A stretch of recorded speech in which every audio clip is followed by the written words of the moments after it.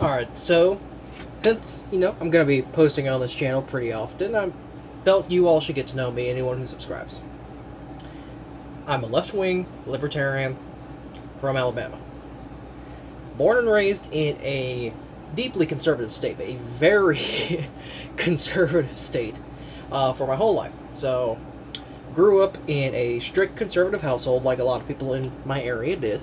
Uh, Made decent grades in school, didn't really have that many friends, but, well, stuff like that changed when I was 14. Um, I was raised by my grandparents, so a lot of the stuff that you would assume and associate and, relate with your parents, I had that with my grandparents. So, I thought they were the wisest people on the planet, the smartest people on the planet. They knew everything. I mean, they had to, right? They're the only adults I really knew, so of course they had to know everything. So everything they said must be 100% true. Uh, when I was about 7 years old, they started taking me to church. About a year later, I got baptized. Uh, and I was conservative just like them. But like I said, all that changed when I was 14.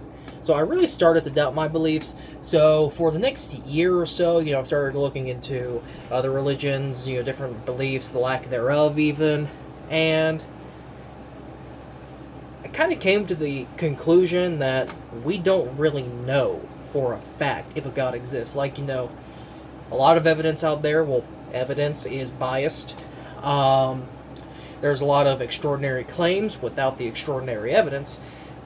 So, I'm open to the idea of a God existing.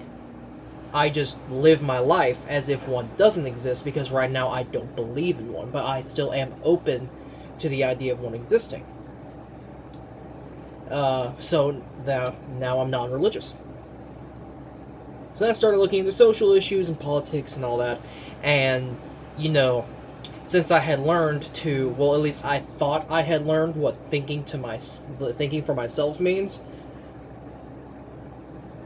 my immature mind thought, well, anything my grandparents say must be, false, and the exact opposite is true. So I just did a complete 180, basically. I started out over here, moved all the way over here. Completely different person, radical change. Anything they say, I believe the exact opposite. And that's how a lot of kids are going to be, especially when they start to, think for themselves, as they say. They not really thinking for themselves. They're just thinking the exact opposite of what their parents and their grandparents say. I was like that for about a year, maybe two. And I started thinking about these things more and more, putting some more research in, just thinking about these different issues and actually practically, thinking about how they would practically work. So, I kind of moved more towards the center, I would say, because it's kind of like the whole, the Overton window. Once you kind of allow this idea, you start getting further and further and further and further and further. So, like 20 years ago, some stuff that's happening now, you wouldn't think it would ever happen. Like, no, that doesn't make any sense. But you start moving slowly towards it, and then it becomes less of a jump, so it becomes more reasonable in your opinion. So that's kind of what happened. I kind of started moving towards the center, and I became a centrist.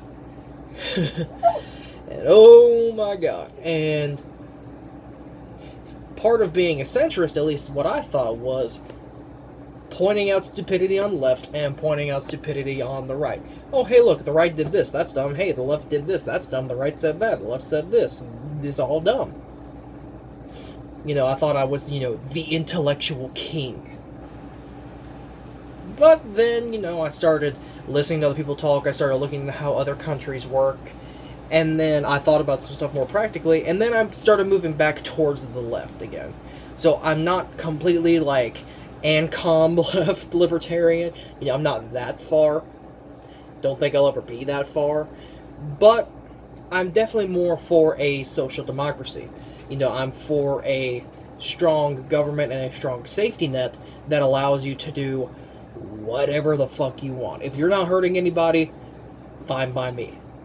So I'm for stuff like... Now, by the way, me personally, I wouldn't really partake in a lot of these. But if someone else, like my neighbor, if he wants to go do that, that's completely fine. So stuff like prostitution, all drugs, not just marijuana, all drugs. You know, legalize it, regulate it, tax it heavily, and pay for social programs with that stuff. I'm also, now hear me out, I want you guys to hear me out, both the left and the right, I want you to hear me out for what I'm about to say, okay? I am for reasonable, common sense gun control. So no, that does not include something like a buyback program or an assault weapons ban, because assault weapons aren't real. That's like saying you're going to ban zoomy cars. If you tell General Motors you're going to ban zoomy cars, they don't know what that means. You have to define what that means. And you can't really define what an assault weapon is. Because the thing is, okay, you'll say, well, an AR-15 is an assault weapon.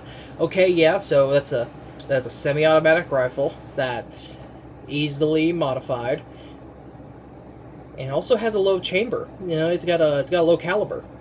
It's 223. It's a pretty small round. So, are we gonna start banning anything that's a 223 or bigger? Are we gonna start banning semi-automatics? Are we gonna start banning guns that you can modify? Like, stuff like that I'm not for. Now, something like a universal background check that includes for all new gun sales and used gun sales. Kind of like a car. When you go buy a car, you've got the bill of sale, you've got the title, the previous owner signs the back of the title, you go have it switched over and have it registered in your name. You know, you still have to have a license to buy, you still have to have all this proof and everything. So I think even in used sales, a gun should be treated like a car. And that's something that's common sense. I think everyone can agree. And, you know, you don't need a fully automatic weapon, obviously. So, you know, like, fine with semi-automatics, fine with higher caliber, higher capacity magazines. You know, we can regulate those. I don't think about completely banning them, but we can definitely regulate them. Like, we have to define what high capacity is, because it all depends on the type of gun. Because, like, a 15-round magazine, that's not going to be high caliber for a Glock 19, but it is going to be high caliber for an M1911. So, you know, you have to look at it contextually to figure out what you're talking about.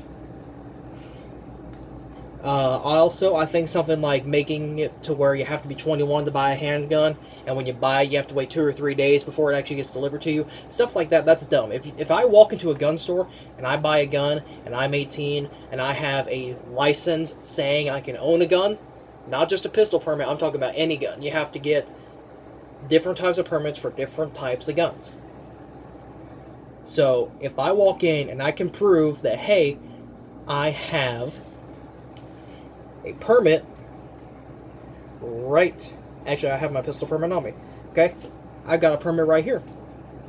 I should be able to walk in, show them that permit, hand them the cash or use my card or whatever. I get the gun in a box. I can go out. I can go home with the gun in my car. That is something I think should be universal. Alright? But I also support a lot of left-wing ideas like free public college. So, you know, private institutions can still stay private, but any college that currently takes welfare, takes corporate welfare, they should be completely free. They should be treated like the rest of public education.